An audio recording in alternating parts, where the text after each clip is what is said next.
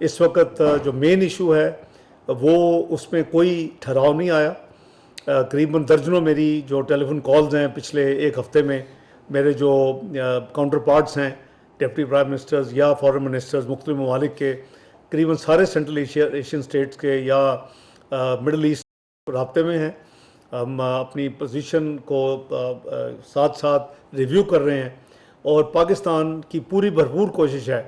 कि अपने साथियों को साथ मिला के जो मेन इस वक्त कॉन्फ्लिक्ट की वजह या जो ममालिक हैं उनको डी एस्केलेट करवाया जाए, उनको उनमें वर्चुअली एक जो जंग की सूरत हाल है उस पर उसको काबू पाया जाए। लेकिन इसमें कितनी देर लगेगी ये अल्लाह बेहतर जानते हैं, लेकिन हमारी जो कोशिशें हैं वो वज़ीर आज़म शहबाज शरीफ साहब मुख्तलिफ अपने हम जो मनसब हैं, मुख्तलिफ वज़ीर आज़म और सदूर जो हैं उनसे पिछले एक हफ़्ते में मुतअद्दिद बार बात कर चुके हैं।